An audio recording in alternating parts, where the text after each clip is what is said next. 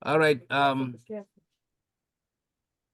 Welcome to our weekly New Gambia Media, New Global Media talk show. Today is January 14th, 2024. Today we're gonna be discussing about Gambian football and of course African Cup of Nations 2024. We are blessed to have our guest here, Habib Faal, who is into football. And then I have my co-host, Sam Ceesay from Indiana. Sam, welcome. Thank And you. Famara Drammeh, my other co-host here in Maryland. Famara, welcome. Thank you, Sawaneh. Yeah, and we will have Sainey join us, Sainey join us later. So welcome to the show, Habib. Habib, Gambian football. Assalamu alaikum. Yes. Assalamu alaikum, everybody. It's a great pleasure and honor to be here. Because for me, Gambia is a country that it's our country. But apart from being our country, it's a country that I'm obsessed with. So anything Gambian that I can partake or give my opinion or contribution, I will always find ways to come on board. Especially coming from a brother, farmer who has been also an example to many. He's a big advocate for anything good for Gambia at the environment, anything Gambian he is in. So the moment he sent me those on Facebook that they had a platform, I said, look, the moment you say it, I'm gonna come. There is no single doubt about that. So it's an honor to be here. Like I said, uh, football is something that I am very, very, very, very passionate about. But besides football, there are other things I used to do, which are, in fact, for me, are way more important than even football, because I have been into these charity stuffs. I run a charity organization called Kids at the World in the Gambia for the past 13 years or more in the past decade. And apart from that, football is something that is deeply engraved in my system. So I'm always ready, or I'm always prepared to talk about football, especially Gambian football, knowing what football can do and how football can change the status quo in our country. I think we need more people to speak out, especially holding our authorities accountable, putting pressure on them to do the right thing, because we all know what football can do. Just to give you an example, we saw only one Sadio Mane is transforming a whole village by himself. Absolutely. Thanks to football. He built them a hospital, a stadium, a school, and many, many, many, many other things that Sadio Mane is doing. And this is just one person. Even what the government cannot do, he's doing it. So we want to see our football in the right direction. And that is one of the reasons we always, like I said, I'm a big critic to the system. Not because I hate somebody, no. I want Gambia to emulate other countries like Senegal and our neighboring countries. Just let them do it good. So that was just a quick one about who is Mr. Faal and what I do. But today's topic is basically about football. So we're gonna speak about football today. Thank you. And then thank you, Mustafa. And then of course, thank you, Sam, and then Famara and Madam Boj, if she joins us. This is very passionate. It's a very passionate, and most people I can say, on this platform are passionate about football. But especially some of us are also like really into it, because it is a point of discussion in my house every day. Football, we sit down. There's no way in a day we don't watch, and discuss football. So, and as a coach also, I think, this is also an area that I'm very passionate about. So we can see him dressed in Gambian attires, a Gambian football attires, of course. He's a big fan as well, and Sam also. So this topic is gonna be very interesting. Now you mentioned Sadio Mane. Sadio Mane is an example that anybody can believe in his or her own self if they put the work and then they have the passionate and the drive. But one thing we have seen different between Senegal and Gambia, and we have to talk about that today.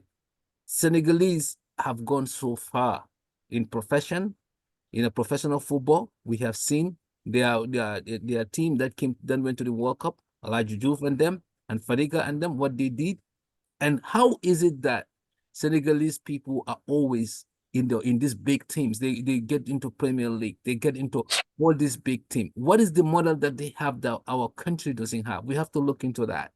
And we also have to look at, the Gambian are very skillful nowadays in football. We've seen that people are playing everywhere, in the parks, in the dirts, and all that. Because I hosted a Gambian boy here who is into football, and I went to see his game before he went to Europe.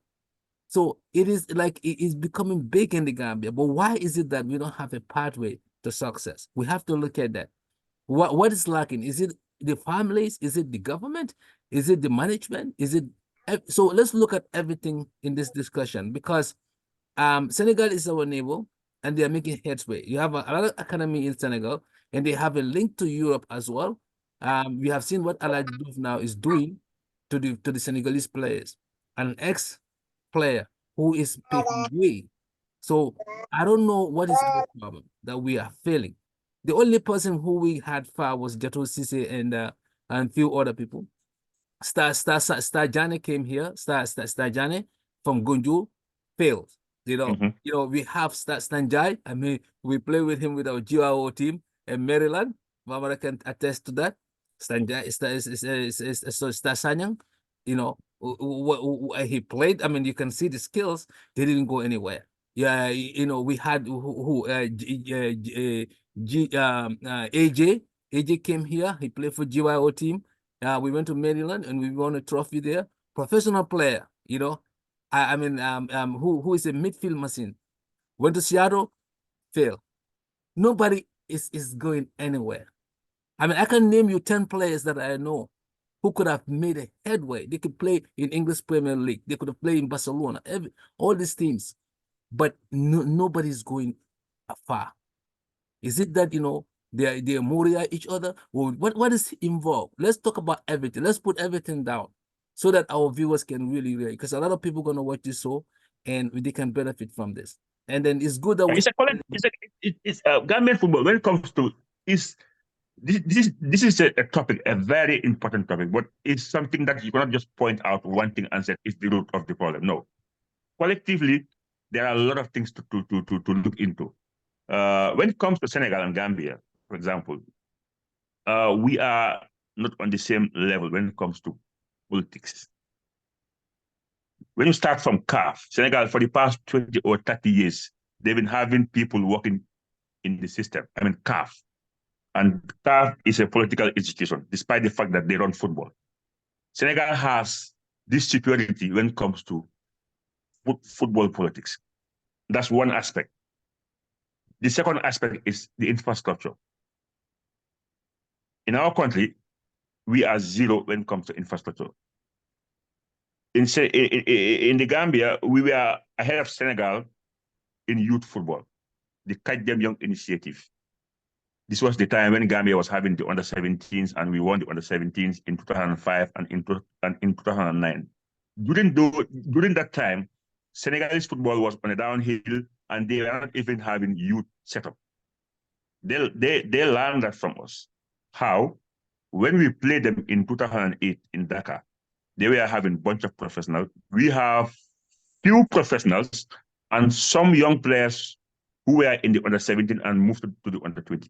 The Sohnas and the Momodou Giants and this boy Tian Jetes. We played Senegal double header. They couldn't beat us. In fact, the last match was in Dakar in 2008. We went to Dakar. We played a fantastic game against Senegal, and it was a 1-1 draw. Senegalese people couldn't believe it, that a young team from Gambia can come to Dakar, outplay us, and get a draw. There was a massive demonstration in Senegal. They burned the football house.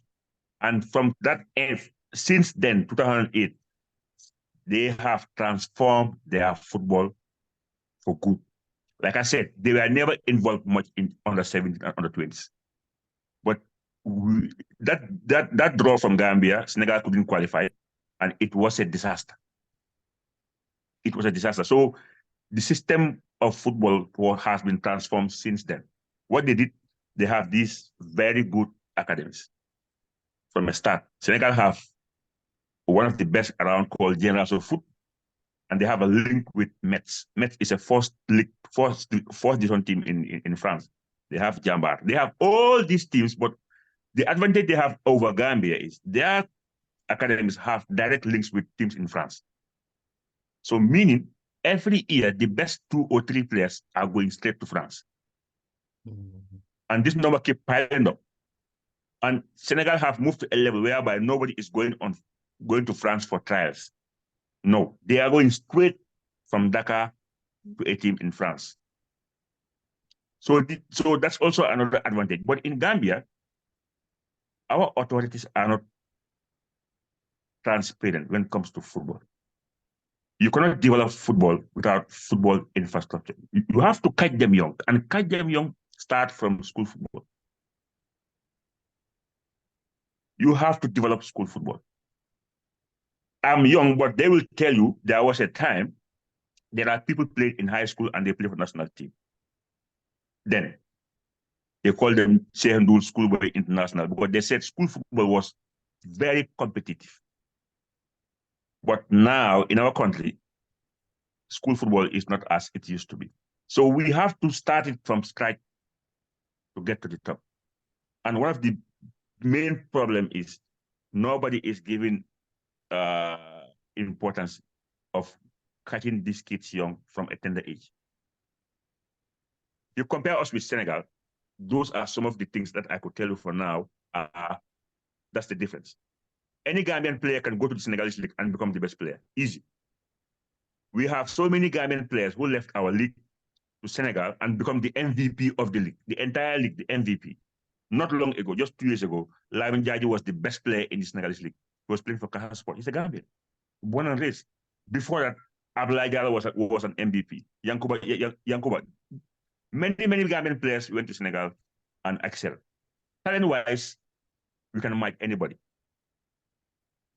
But there's no blueprint in our football. There's no plan. And in football, you must have a plan. 5-year plan, 5-year. You must have a plan. And you have to execute your plan. Mauritania did that.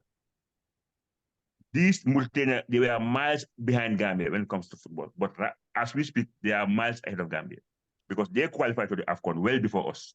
They qualified 2 times to AFCON before Gambia. And these are teams we used to beat for fun.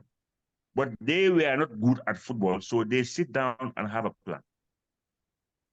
And the plan was executed, and now Mauritania is qualifying to the AFCON on a regular basis. Bissau is also qualifying on a regular basis.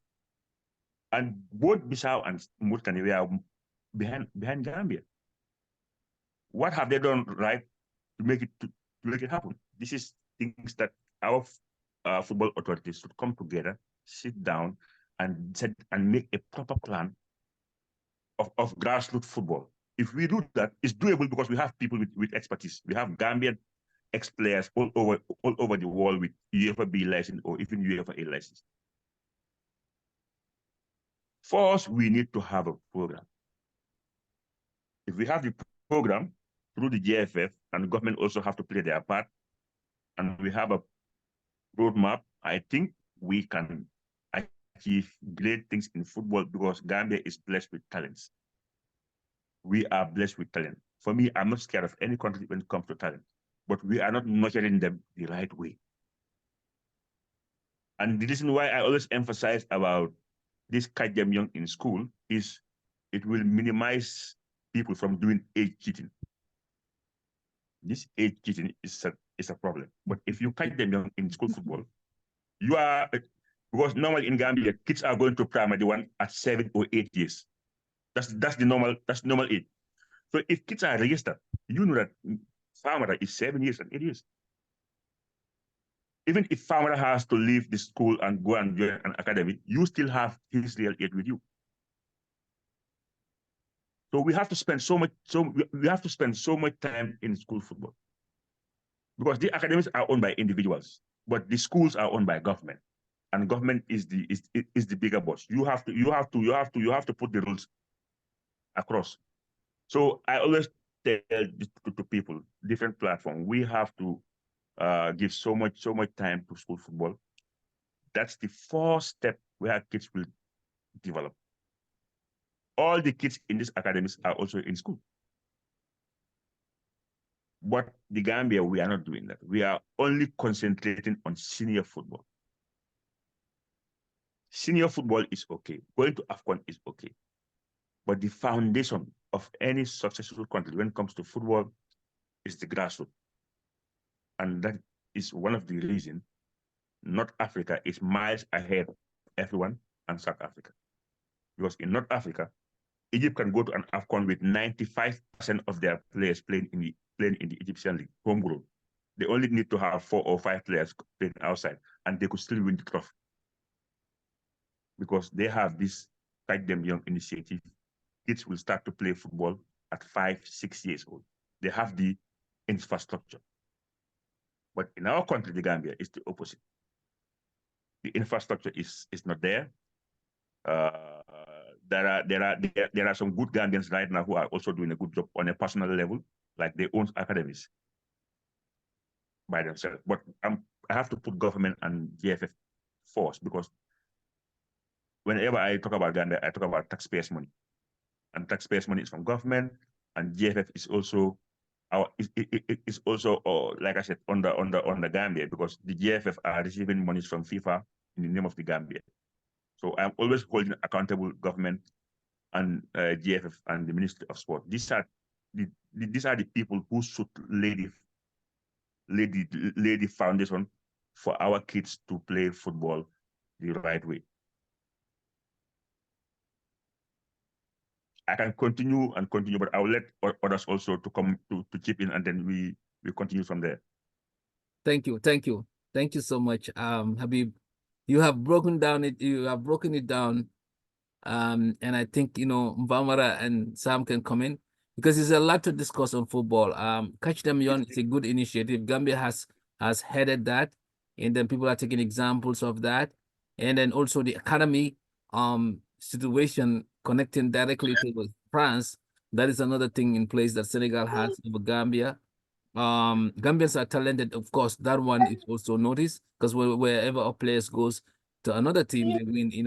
They get the MVPs. So all these things are takeaways. But I will allow Famara and then Sam to come in, and we can look at why we don't have the before I infrastructure. forget this. Before I forget this, the moment Senegal started to have teams in the youth setup, 17 and 20, they have been winning every trophy available. Every youth tournament, Senegal is winning everything on the 17, on the 20, on the 23. Even the Chan team. Chan means players playing in Senegal. Chan is a tournament that is also played in Africa. You are not allowed to bring other players who are playing professional level, but players playing in Europe are allowed to play. Senegal is winning all the tournaments in Africa in youth setup. And Gambia was miles ahead of Senegal when it comes to youth football. Like I said, we won 2 trophies before them. We won 2005 and 2009. But since Senegal started to come into this youth setup, they are winning. Sometimes they will win four tournaments in a year. On the 17, on the 20, the Chan. Because they are doing the right thing, and they have academies whereby kids will be lodged in those academies, and they go to school as well. So all what you need to do is to go to school, come home, eat, train, sleep. So you can control their fitness level, their mindset, and everything. So if you have that grassroots thing written, it means for the next 10 years, Senegal will always be in the top of Africa, because they are producing a bunch of players on a regular basis. So Aliou Ceesay or whosoever their coach might be will always have a problem of picking a team, because you have an array of stars globally. And for Gambia to be in that category, we have to do something similar back home. Now, yeah. But none of this thing could take place without funding. So I think that is where the area that and infrastructure, the area that we have to look at. So Famara can comment and then Sam. Yeah, thank you so much, Mr. Sawaneh, Sam, and then Habib, our guest. Habib, thank you so much. You made a very important point here about planning, having a strategic action plan. Before I start that, I want to thank you so much for what you are doing in my community. You know, I come from Brufut, and then the nursing school operating there, obviously, is a big plus for the community. And then given our generation, free education is something very, very important. We appreciate that. And also, me and Habib come from the same con in Latrikunda, German, because that's where I was when I was at high school. Stayed in Latrikunda. So we actually grew up together. Fatikunda. Yeah, Fatikunda, exactly. So we grew up together. So thank you so much, Habib, for coming. Like you said, we all know you are very, very involved in Gambian issue, and you're also involved in football, and also the good charity work you are doing in our country with your wife. So we want to thank you so much for that.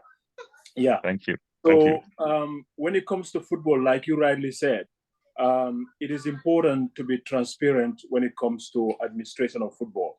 And then having a strategic action plan, you know, how football should be handled in our country is very, very important, because that will help both the GFF, the government, you know, because Gambia is a nation where we all like football. You know, you never know when there is this European Cup going on. You see how our video clubs and people's houses are full of watching football.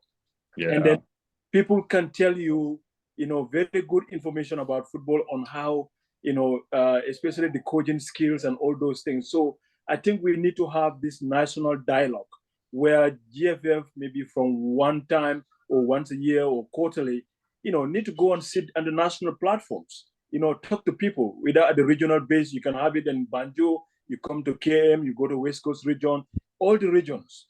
And we have very good sport journalists also in the Gambia. So once we are open to each other, and then we come up with a very good strategic action plan, this is what we want to see Gambian football in the next 10 years, 15 years. And then look at how we can mobilize funding. We don't just have to wait until when we see ourselves in tournaments is when we start preparing.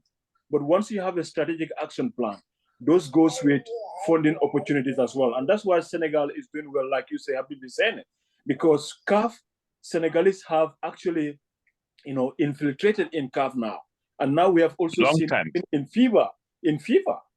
So once they have their people in FIFA and they have their people in CAF, and you have good academies happen, you know, operating in Senegal, it is very easy to lobby funding, because those people are actually even guiding them how they can tap funding from CAF and how they can tap funding from FIFA. So they give them, they involve them in their strategic, you know, preparations. So this is why they are doing very well. And like some of the, Habib saying, some of the academies are actually having direct connection to France. So these are some of the advantage that our neighbors have over us. We have to be open. You cannot run an institution without, you know, sharing your thoughts and ideas and your plan with the people that you are serving. I think that's key important thing that we need to do. Once we do that, we are open, because we are a small nation. You know, with the funding that we are receiving from FIFA, if we manage it properly, we could have built a lot of infrastructure. Senegal, I know in the next few years, they will be bidding to host AFCON very soon, because we have the last couple of years, they have put up new stadiums, you know. So with that, they are preparing themselves. So, and when that happens, and I mean, that's good for the economy and it's good for the country. And they have been doing well with the international footballers now. Their players are doing well at the international level now. So with all that, is putting the country in the right footing.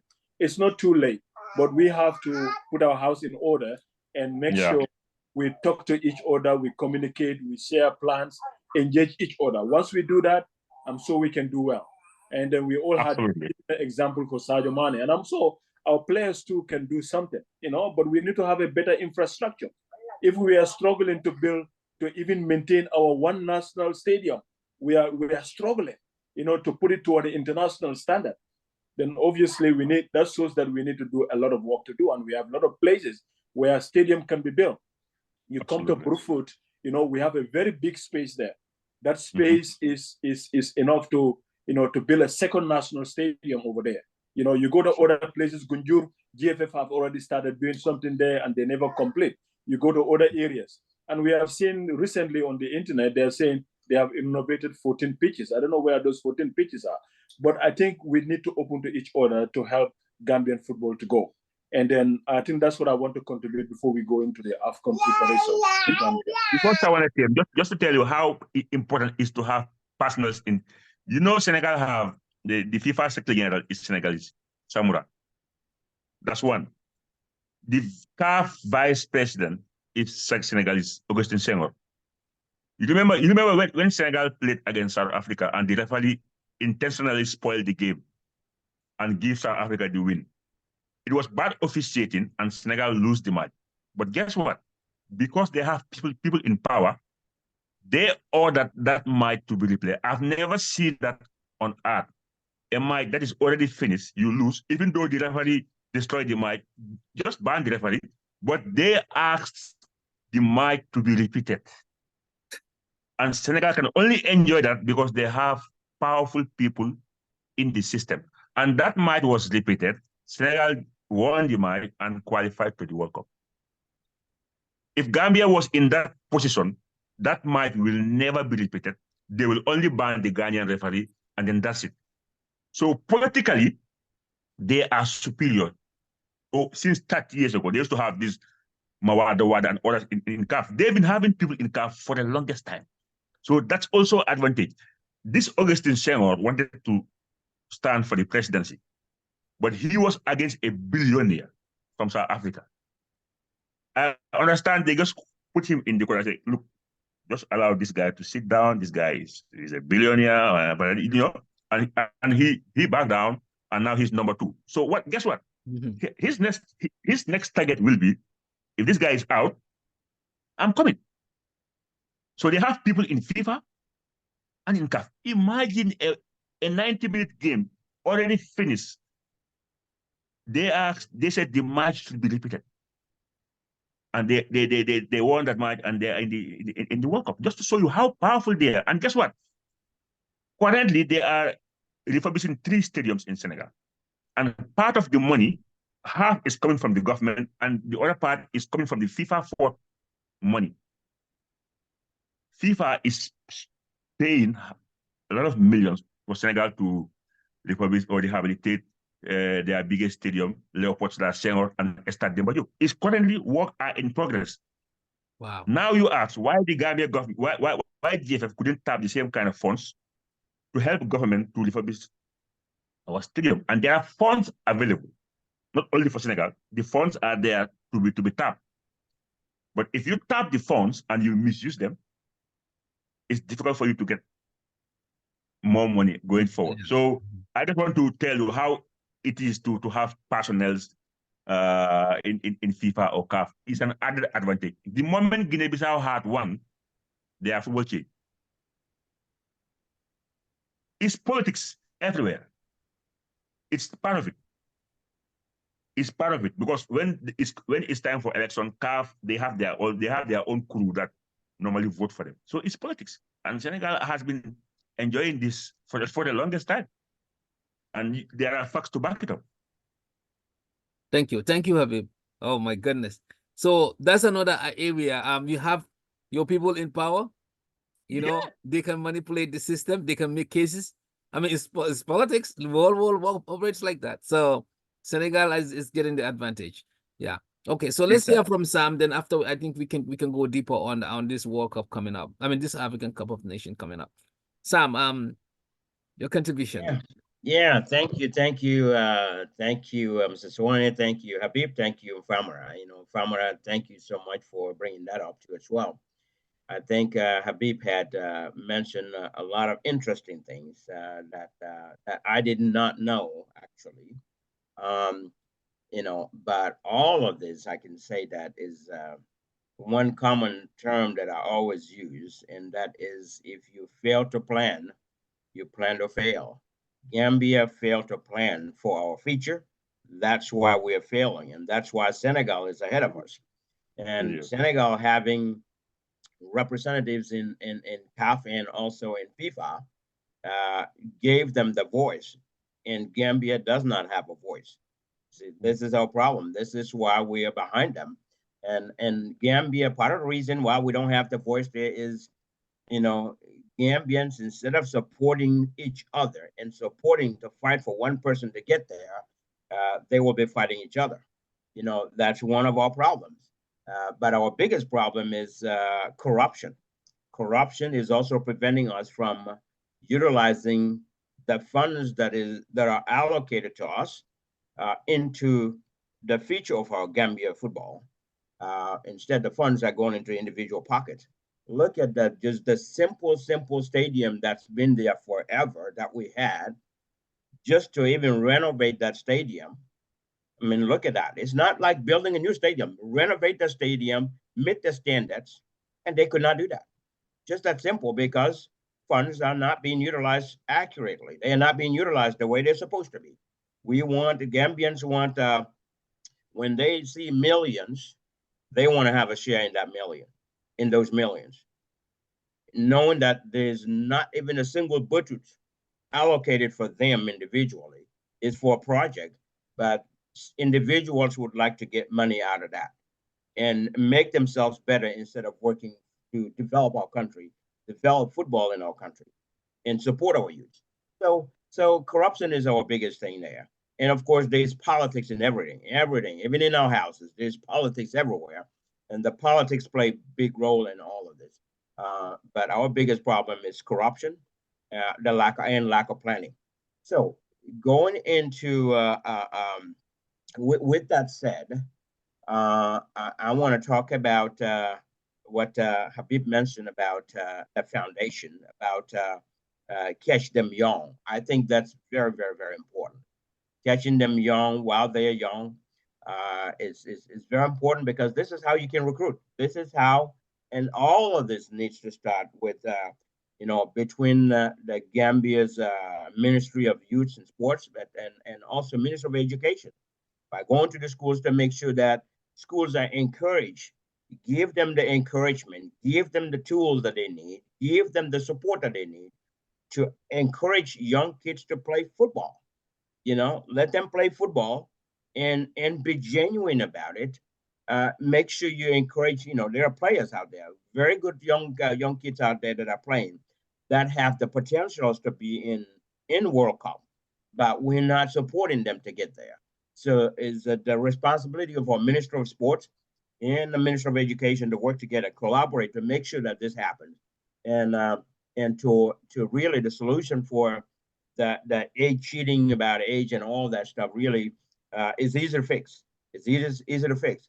If they go into, I've always recommended this before, if they go into electronic system where everything is computerized, from the day that a child gets to school, their name is in the system, their date of birth, the parents' name, and everything is in the system. That cannot change. That will stay with them until they die. That is their age. That will be their age everywhere, from all the way to stepping away. So, but putting things on pen and paper is easy for people to manipulate. I mean, if you were born on, 19, let's say 81, somebody can change that one and make it a 9 in 1989, and here you come, you qualify for something. All of these things are really bad for our society. We need to be truthful. We need to be honest to ourselves. We need to do the right thing for our people. Gambians need to do the right thing. Our government, I'm talking, the government need to really take part in this and look at our neighboring countries. Look at what Senegal is doing. Look at what is Mauritania doing. Look at what other countries are doing, and try to not to be in the backbone of that. Be in the front. Be in the forefront. Try to be a step ahead of them. Level, they go straight to France. They go straight to France, and they go play into teams, not even trial based. All that is because they have the foundation. All of it is because they have the right infrastructure and the right setup for it.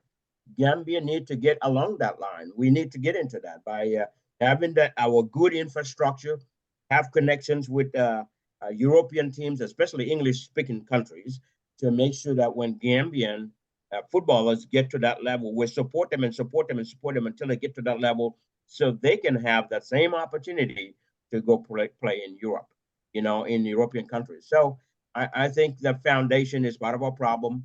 Our infrastructure is a problem. Planning is a problem. Corruption is a killer for all of our fans. So I'm going to stop here for a minute and allow you to come back in. But I think that's our problem. You just nailed it. I just want to give one example of a player. The last under-20 tournament, there was a boy called Lamin Kamara. This Lamin Kamara is from Jululu. That's almost Gambia, right? He plays for the Senegalese under-20. He's played for Gerrans of Foot. They have a link with Mets. This boy played for the under-20. They were champions. He played for the Chan team. Chan team means every country in Africa goes into a qualifying round, and then there is a tournament. It's like the Chan team is like the AFCON. It's similar, but only homegrown players are playing this competition. This Lamin Kamara played for the Chan team. They were champions. They moved him to the under-20. They went to the final against us. We lost. The best player in the Chan, he was the best player in the under-20 as well. Straight from there to Paris. I'm telling you, in a month or so, he has all these accolades, flew to Paris, and start playing in the first team right away. And guess what? Lamin Kamara is with the Senegalese national team in AFCON in less than a year. In 1 year, he moved from playing in the Senegalese league, play in the Chan competition. They are the champions. He moved to the under-20. They are the champions. He moved to France, to Metz, where we have our Gambian superstar, Abdoulaye Jamano. He is playing regularly in the team. And now he is in the Senegalese team. And if you look at the pecking orders, he might be even on top of Ghana Gay as of now. You can only get this if you have the right structures in place. Unfortunately, we don't have. The only good thing lately, we see a Gambian brother called Kerno Samba.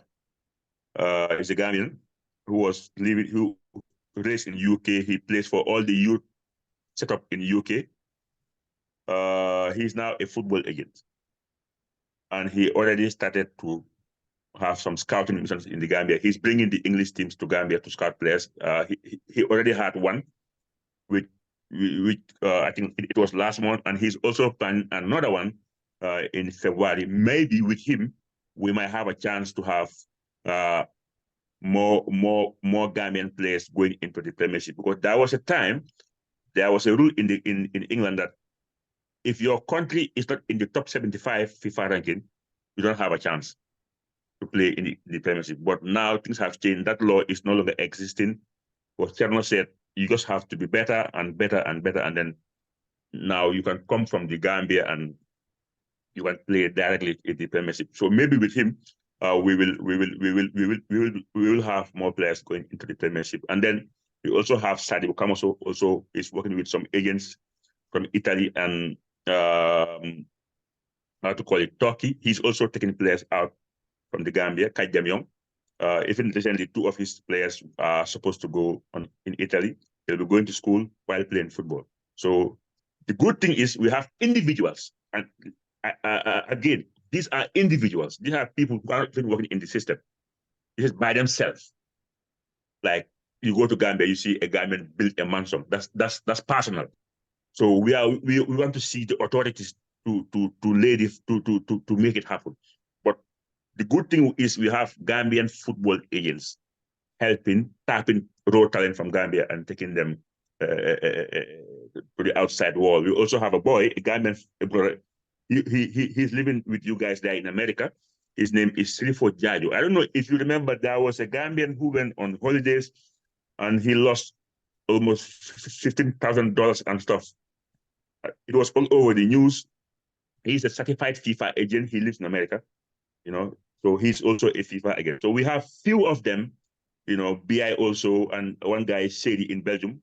We have Gambians doing, but the system in this, the fact that Lamin Camara was able to enjoy that is thanks to a good setup. So we want to see more of this. And the main thing that Mr. Sawaneh, he said it, corruption is deeply rooted in our country. It's so bad that it is accepted now. You can be a thief and people glorify you. And you catch one boy in the market who is hungry, maybe he steal one chalo, and they will kill you for stealing one chalo. But they will allow Mr. Faal to steal millions of taxpayers' money, and they will still say, no, Warsagamla, Yam, Warsagam, oh, they will say, Harbi Finkotake Fufala Moleke, those BS words.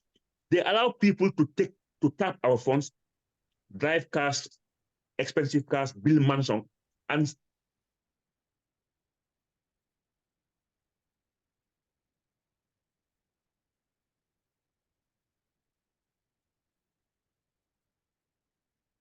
scared about stealing because nobody will shame you for taking taxpayers' money. And that's the norm in the country. And hence that attitude is still in our country. For the next 20 years, it will be the same. Yeah. We will only dream about success, but we will not be there. And this has nothing to do with football. It's in all the sectors in the country. Right. Yeah, until we change. For the sports side, it's the worst, because for the sports side, they felt that this money is coming from FIFA. So if they can manipulate their audit with FIFA, they're good. That's why you could see a guy, he was nobody a couple of years ago, and now he or she is in the system. He will drive a 200,000 euro car. He'll build a house. He will move from his or her kids from public school to most expensive school in the Gambia, and life will be good. But for me, if I look at those people, I feel sorry. Yeah. I feel sorry for you, because the fact that this life is not eternal, that's why I feel sorry for you. Yeah. For people who think that, you are jealous. No, nobody can steal public funds. And I feel sorry for you, because I know you are dying soon. It will catch up to you. It will catch up to you. No, you are dying soon. So why do you have to do that? So the corruption in the system is deeply rooted. That's why when Famara is talking about those 14 pitches and 14 interventions, it's laughable. The moment they said 14 pitches in the FIFA website, they came and made a bogus press conference and said FIFA intervened. Look at the term they're trying to use. And me as a Gambian, I went around the country. I went to see all the projects by myself firsthand. I took photos. We interviewed every single stakeholders from these projects. From Gunju, I went with Vicente. You all know Vicente. Right. I went with Vicente and two other journalists, Baukar Nanisi and Lamin Delfeder, just to ask them first-hand information about this project, what's happening. And guess what? There is no project in the country that the community can tell you the amount of money involved and how. People are clueless about the project. They cannot tell you. We went to Bekama, the same thing. We went to Busumbala, the same thing. That one, there is even nothing. Just an empty land out there. So what Mr. Ceesay is saying is the fact. Corruption. You can go around. Yeah. Yeah. Corruption. You can have PhD. Because in our country, we have experts. Most Gambian studies in this across the world, Australia, America, England, they have very good degrees, PhDs, you call masters, you call them. That has nothing to do with If you lack honesty, take it to the trash bin. It's not helping you. It's everywhere. You go to agriculture, is there. You go to NAVEC, is there. So this is a problem. The reason why our football is behind, and Mauritania, Kevat are all moving. Look, the FIFA guy went to Mauritania to unveil their new stadium, and it was built through the FIFA Fort funds. They went to Kevat, the same thing. When was the last time Gambia hosted a tournament? 2005. All these countries around us now are hosting some mini tournaments. We can't, because the Yeah, because infrastructure in we our don't have, country yeah, we don't have the is big. facilities. Yeah. Yeah. Mhm. And they went to FIFA in 2008, sorry, in 2014 in the World Cup. I remember there was an article, they gave them $1.6 million then. They were supposed to rehabilitate some of these Serekunda, East, West, Brikama, Banjul, and Gunul should have been a new one, and Butumbala. No, you go there, it's still the same. And nobody is holding anybody accountable. So That's the failure. corruption is the main problem. Yeah. It's the main problem. This is the failure of our system, failure of the people that we put in power, the people who we give responsibility to, we trust them. And of course, entirely, if you look at it, the government, you cannot take the government out of it. So corruption being the top issue here, and then definitely the infrastructure, definitely the opportunities and the talents is there. So I think we really could do better. Now, talking about let's switch the gear a little bit to this plane issue that had no air conditioning and they had to fly and then came down. The organization of this tournament coming. Don't you guys think that that could have a psychological effect on going to this tournament? Our players, they flew. They said they played some air conditioning problem and all of those things, and then they had to come. They have to come down and all of that. So you are preparing for a great tournament, especially meeting with Senegal, and that's another thing that we can look at. Senegal, whenever we meet with them, I don't know for some whatever weird reason, they mostly beat us. Is it that they have a better team? Is it that they have this tenacity to say we don't allow Gambia to beat us regardless. We rather die than for this to beat us. I know one time in our GYO team, we had an African tournament here. We happened to beat Senegalese team in New York here, 2005. It's like that was like there's it looks like there's something big that had happened in the Senegalese people's life. Gambi, huh? Gambi, then you do Gambi. All of Harlem, it become a big deal. So it looks like they have this wall against us. No matter what, we cannot defeat them. Now that we're gonna be facing them, what do you think? What do you guys think? Is it gonna be? Is it gonna be the same repeat situation, or there's a chance that we could excel? And also, what would be your thought, for us to get a victory?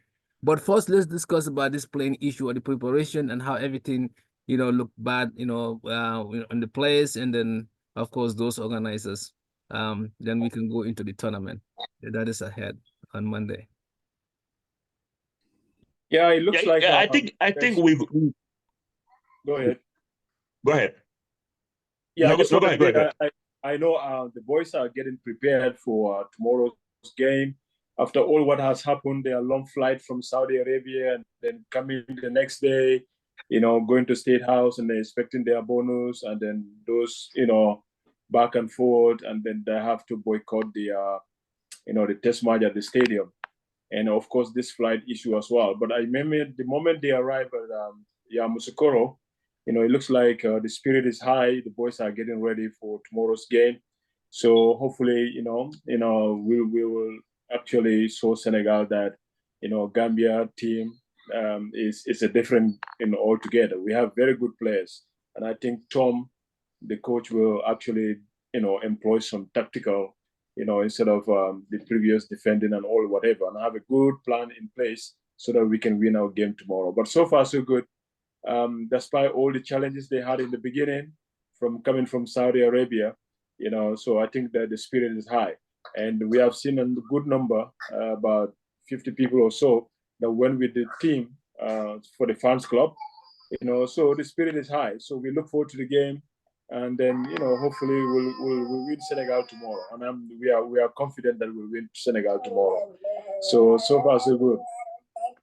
Okay. Yeah, I think one of the problem in football, there are details, and if you are You don't have to joke with small details, especially when it comes to professional football. Our authorities, the NCC, they got the plan. They got their plans wrong from the word go. Going to Saudi Arabia wasn't not a bad idea, but I think they could have done what other people like Senegal did, you know, because Senegal they come in Dakar. They didn't go anywhere. They come in Dakar, they train, they prepare well, and they invited one mediocre team, Niger, just to have a warm-up with them, and they left. We traveled to Saudi Arabia, knowing that we don't have chartered flight. If you have to go to Saudi, you have to make sure you have a chartered flight. You flew from Banjul to Saudi, Saudi to Banjul. Make it easy. But unfortunately, that didn't happen. They need 24 hours to travel from Saudi back to Gambia, which was tiring. And they don't want to say it because they don't put the itinerary out there. But one of the players who was born in Europe, Seydou Nyanko, he said it. He said, "Look, we are tired. We want to sleep. We traveled for 24 hours. In fact, he said 32 hours, according to Seydou Nyanko. He said this. And he said, we were being at Istanbul 5-6 hours, at Casablanca 7 hours. This is exhausting." Of course. That same team arrived in the Gambia around 2 a.m. in the morning. Before they leave the airport, go home, take shower, and it's 5 a.m. in the morning. And you expect that same team to wake up in the morning and go to State House. For what reason? For what was the point? And this is a team group in the group of death, and we are the underdogs in that group. Meaning we should be doing way better in terms of preparation, because we are going to meet Cameroon, Senegal, and Guinea. So we have 2 derbies. Yes. So instead of them preparing the team to the best of conditions, they failed the team from the word go. Because football players in Europe, they travel in a different flight that you have leg rooms.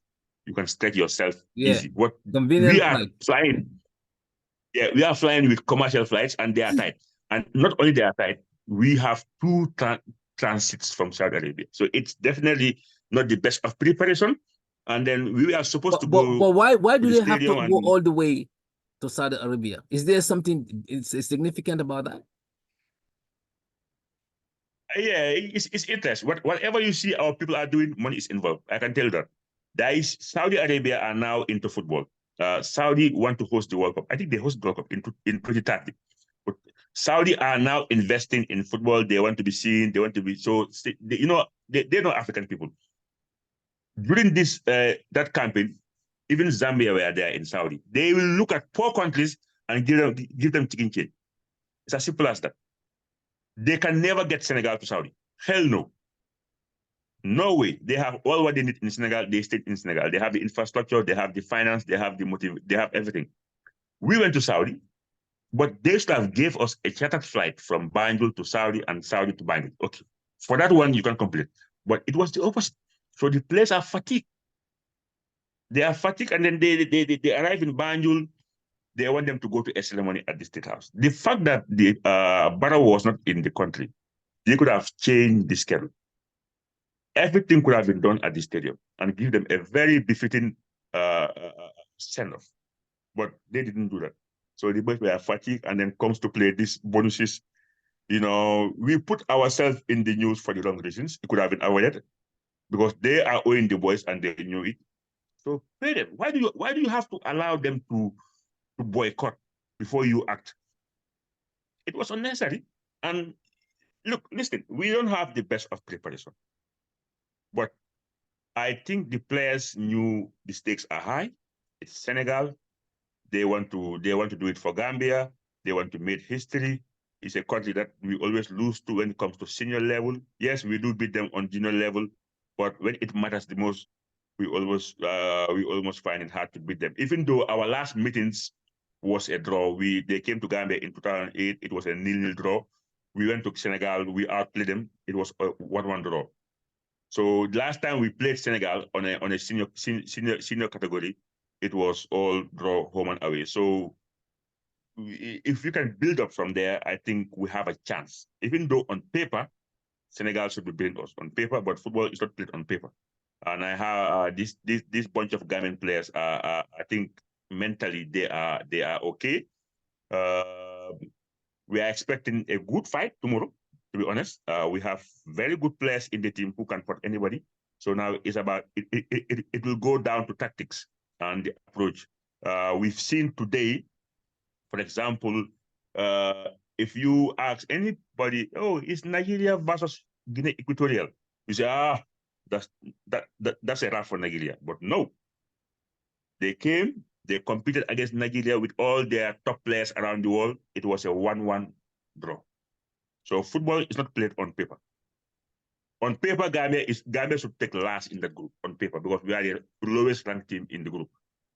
But that's not how football goes. So we have the potential to upset Senegal. I have this belief. If Tom can just make some little adjustment and pick the players based on merits, I think we have a chance against Senegal because last AFCON, we played against Guinea. They are ahead of us. We beat them. We played against Mali. It was draw. Tunisia are way ahead of us. We beat them. So it's not about who has the most players played in Europe. It's just you need to get a balanced team and you can compete. And Senegal is about bragging rights, and I expect our players to give their best. Yeah. Because one like more say, thing. One more thing that I Senegal, wanna interject before any I allow Sam and Famara to come in is that you said the play is based on tic-tacs and then also strategies and also on the way they were played, not how many players are playing in Europe. This team, is there any chemistry? I mean, because chemistry also is very important. And then have they been played together? Because that could also be, an addition.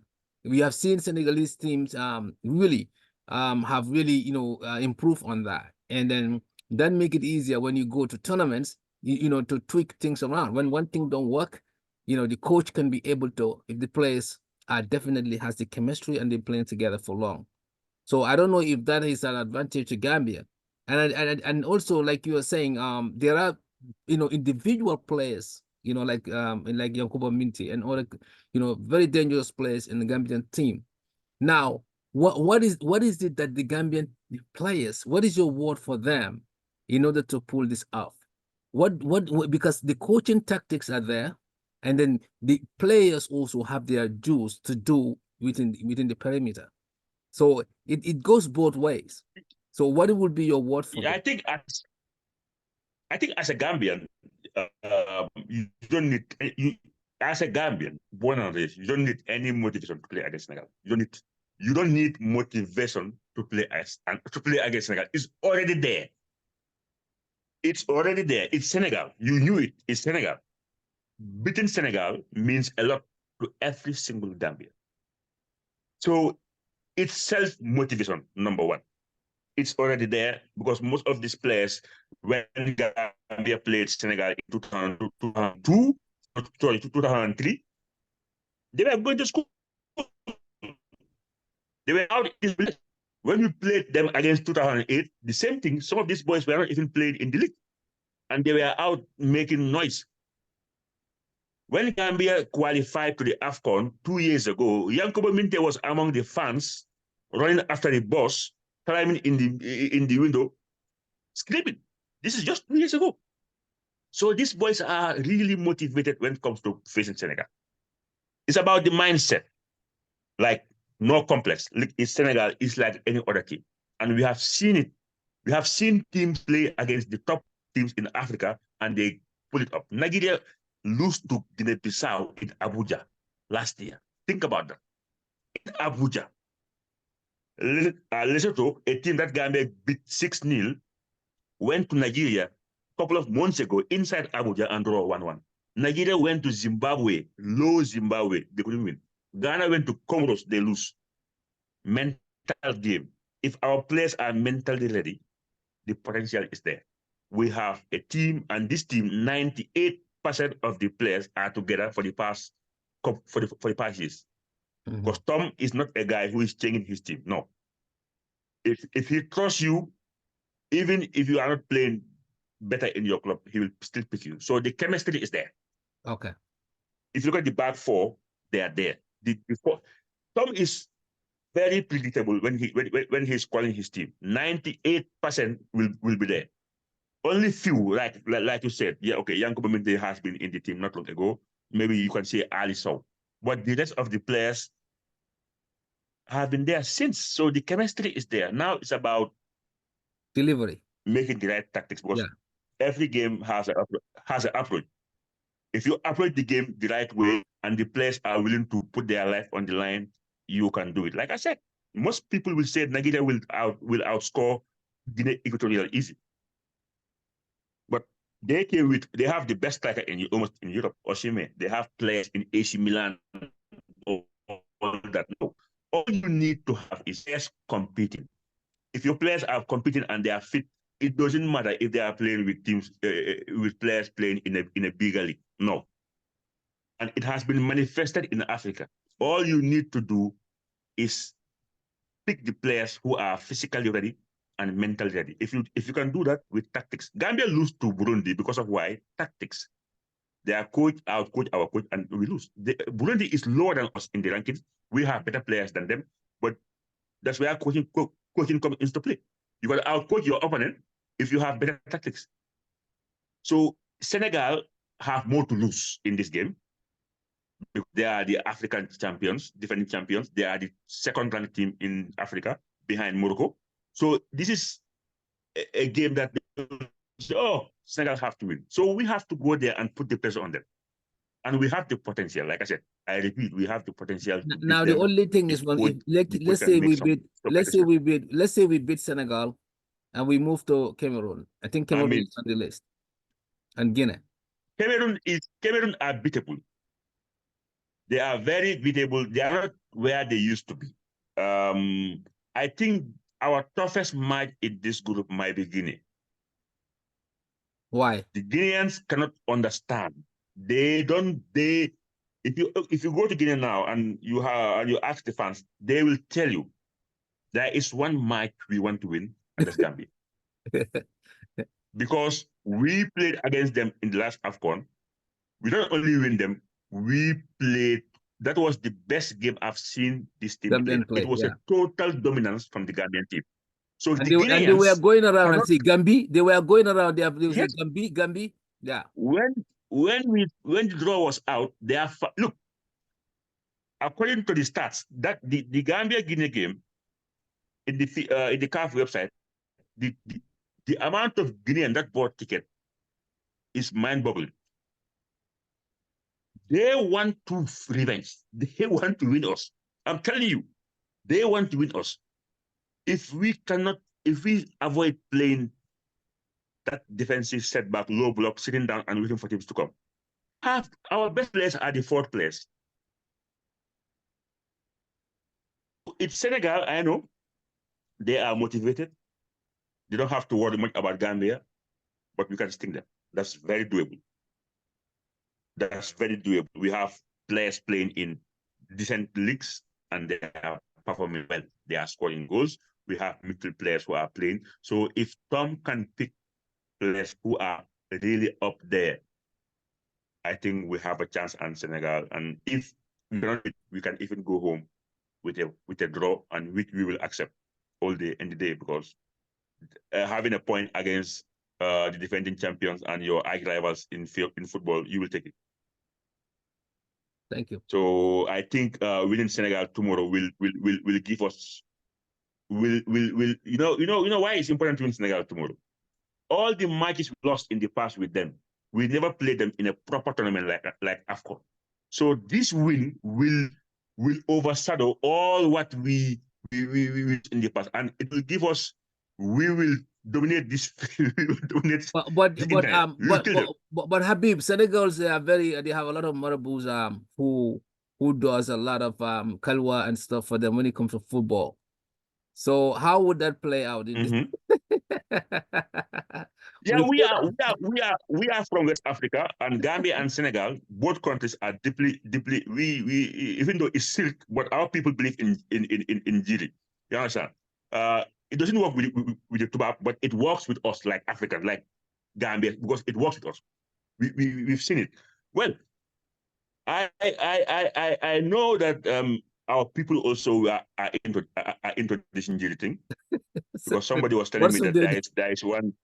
there is one Moriba from Gunjur who should be going to I said, really? He said yes. That's Bulgunjur or Brufut?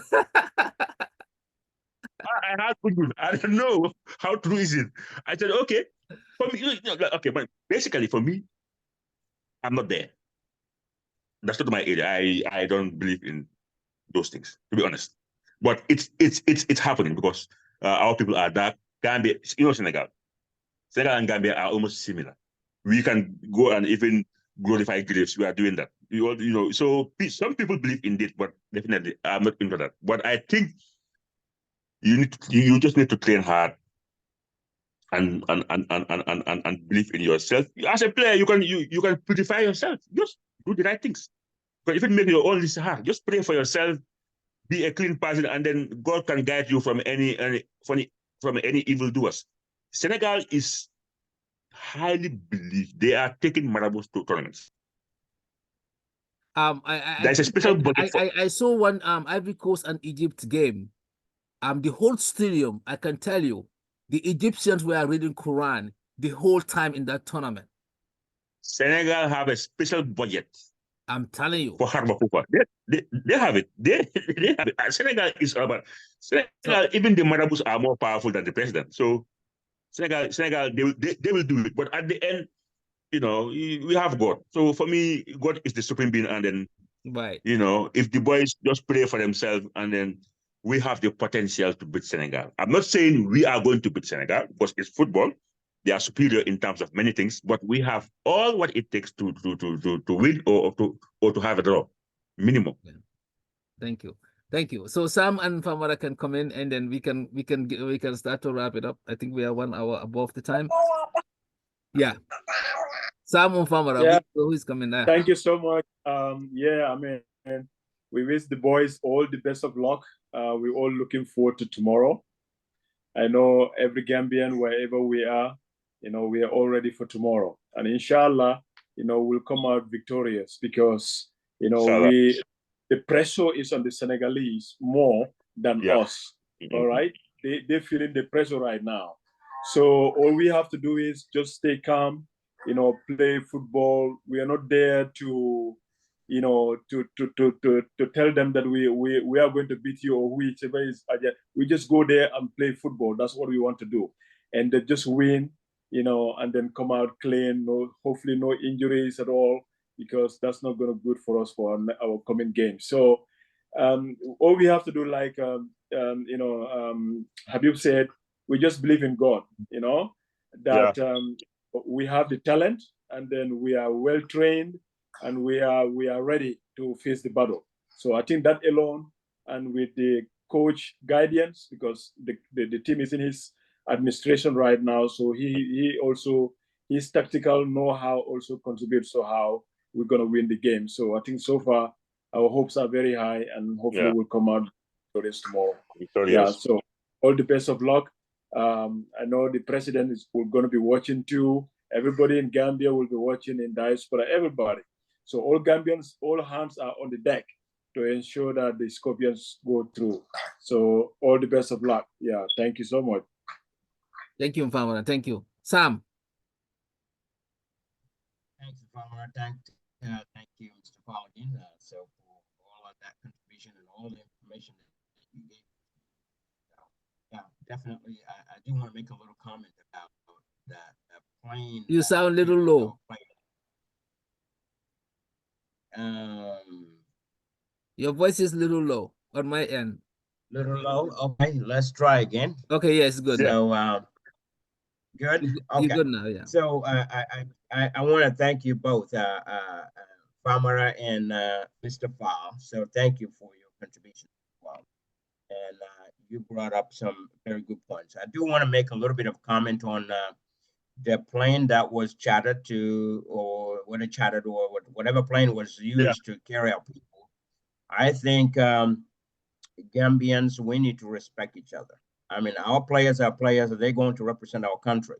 We cannot bring a very cheap plane and just to carry our people only because we want to get the bodies over there. It should be more important that the Gambian government and anyone that was involved in this to think about, put themselves in these players' shoes. If you were the one traveling, do you want to be in such a very tight plane that even doesn't have good ventilation? Even though they probably didn't know that part there, but sometimes when you go cheap, that's what happened. You get what you pay for, you know, you get what you pay for. So that's what they pay for. So, or what, you know, they look at Gambia as, we look at ourselves as sometimes our players were looked at as not very valuable. If you look at people that as in that aspect, you're not going to respect them and give them what they deserve. And they deserve to be in a plane just like all the other players.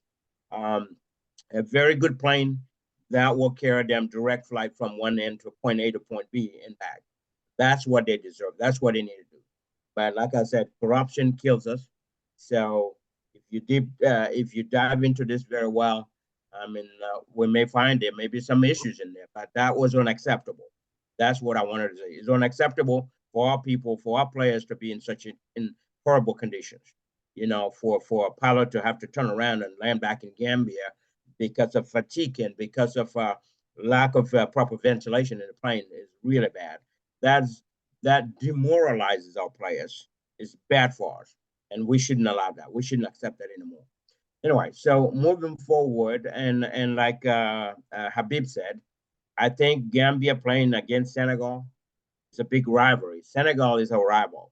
I think every player in Gambia mentally has this in their mind that we're going to beat them. We're going to beat them. We're going to do everything that we can to beat them. They don't even need to be encouraged on that. They know that they want to beat Senegal big time. And so I totally agree with you on that.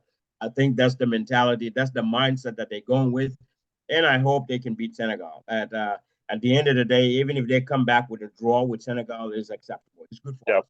It's good for Gambia because Gambia is looked as the underdog when they play Senegal. We are the underdog. So the underdog, sometimes the Senegal being the top player there, may look at us as they may underestimate.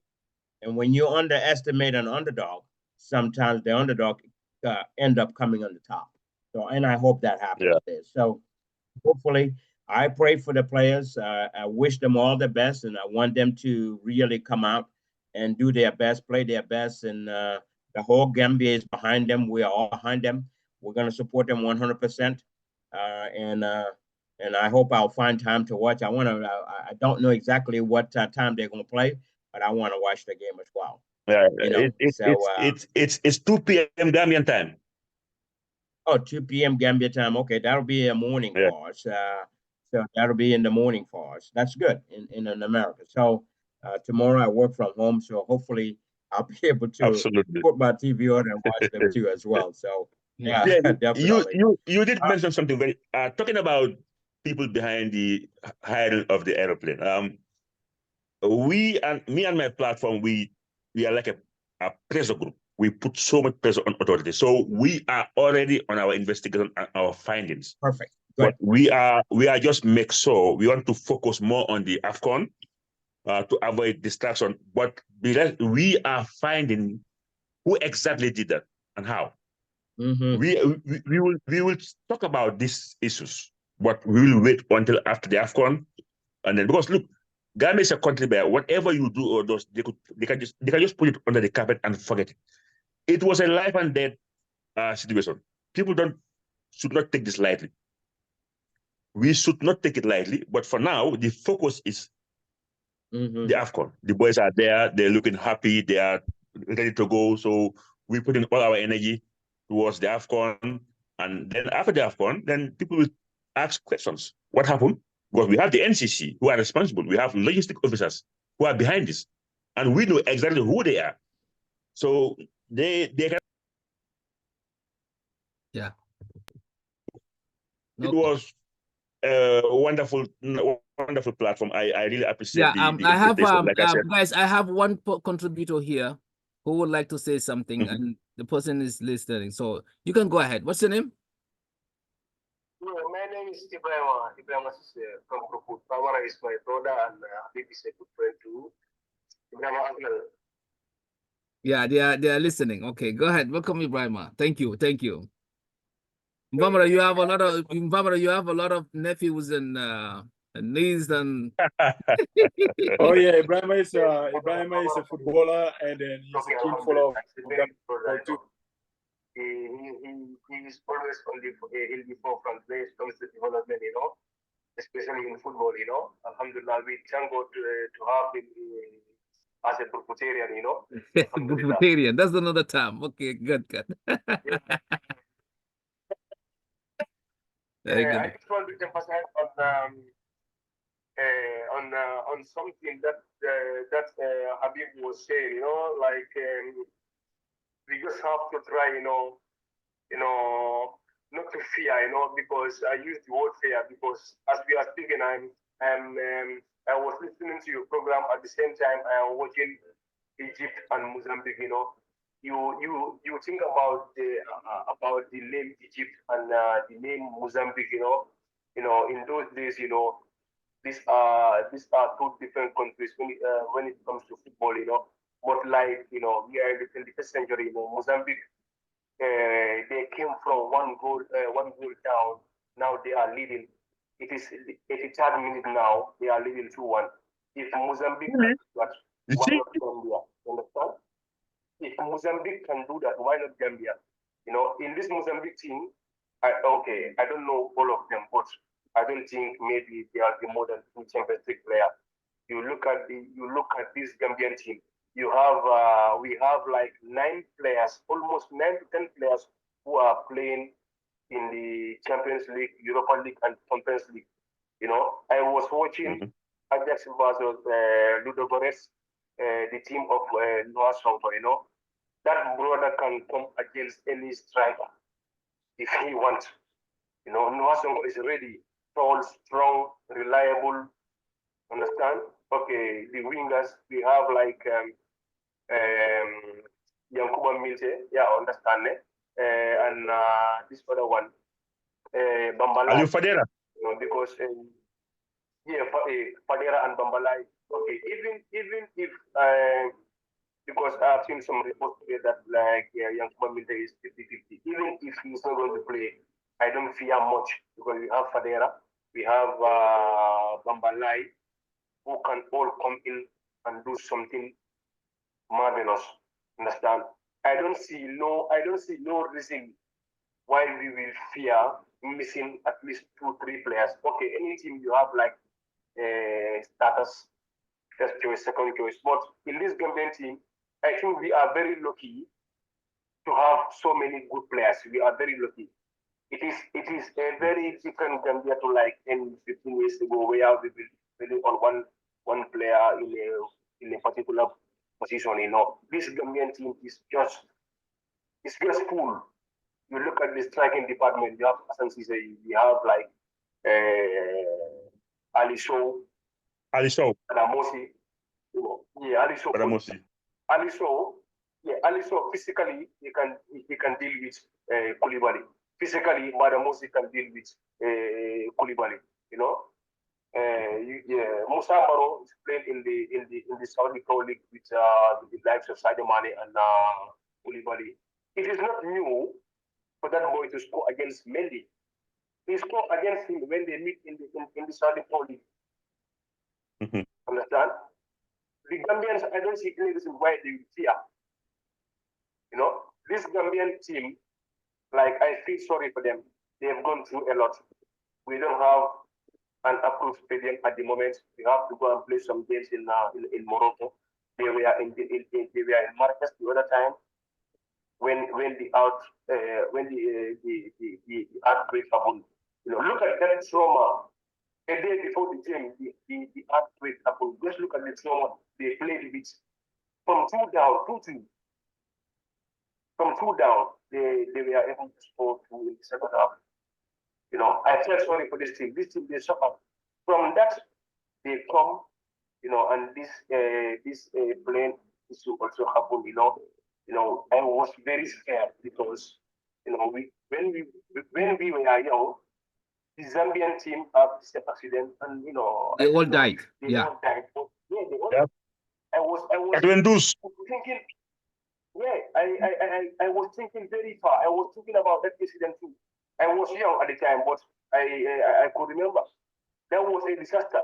When I saw Umar Koli sweating like crazy, my heart was. It's only Allah who knows what I was feeling. Anything could happen. Like Habibi said, no. It was a life or death situation. Understand? That one alone, you know. It's a psychological thing, yeah. Yeah. It could even disturb them, especially some of the players who were born in Europe, you know, maybe like, you know, they are not used to that kind of things, you understand? So they come there, you know. It was no surprise, this other boy, the one who first put the issue on the Instagram. Say the Janko. The guy's bad. Say the Janko, yeah, say the Janko. Say the Janko, you know. I was like, he was finished. He doesn't care anymore. Even if they are not going to fall in again, he will do it. And meet with Sedi Janko's friend in Milan like 4 months ago. He told me, you know, I need help when I was working. Then I told him, okay, I'll come. I was helping him. He told me, which country he came from. I told him, you know, I came from the Gambia. He told me, do you know Sedi Janko? I told him, yes, but not personally, because he played for my country. Obviously, I will know him, you know. Then this man took his phone. He told me this boy is very quiet, very cool, very disciplined. He was telling me every stop about this boy. He showed me his personal number. He was explaining how he went to trials with Manchester. The money his father gained from that trip to Manchester. You know, the man was telling me very good things about that boy. So when I saw his post on Instagram, I was like, maybe, you know, he's very angry. That's why he is doing that, you know. Maybe some people will be like, you know, the players should not post this on Instagram. Okay, but sometimes if you are finished, you can do anything, you know. So I hope TFF, you know, will understand all those things also, you know, because it's a very serious issue. You know, anything could happen there. You know, Yeah, definitely. You know, if disaster happen, you know, it's going to be something. As Habibu said, that issue is supposed to put that aside And then talk about that after. In the later part, you know, the investigators, anybody who wants to investigate can go and investigate, because that one's supposed not to be. Not to, it shouldn't happen. It shouldn't happen. Yeah. No. You know, the thing is, I used to feel sorry for players in the Gambia.